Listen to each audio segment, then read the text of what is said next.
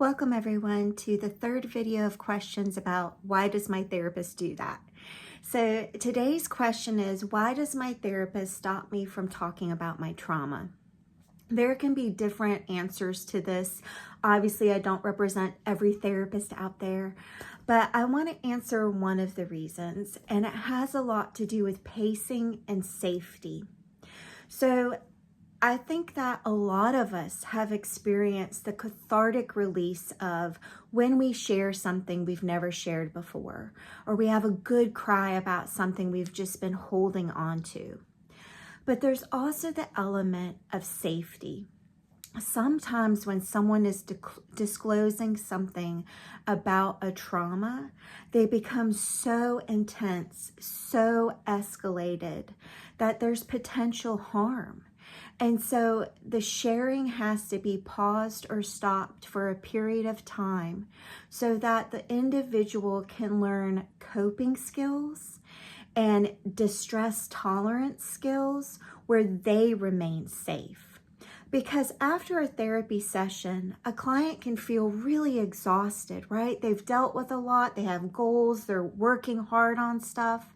But what a therapist doesn't want is for a client to go home and have increased probability of self-harm or intrusive suicidal thoughts without the skills to manage them.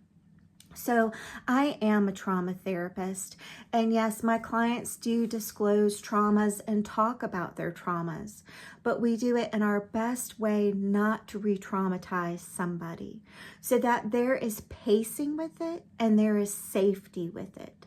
So if you're new to trauma therapy, goal number one is usually stability, which may mean you have weeks of talking about coping skills, practicing coping skills before entering into disclosure that is needed for the healing process, if it's needed. Not everybody needs to disclose things, right?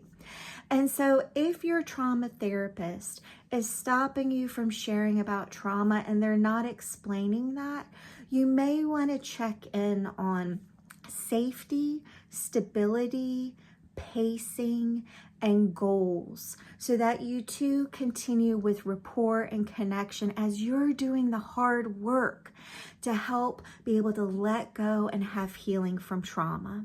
So this is one of the answers to why sometimes disclosure can be cut off during a session. It's not the only answer, but I hope that brings some clarity so that you feel empowered during your therapeutic process so that you can be your authentic, healthy self.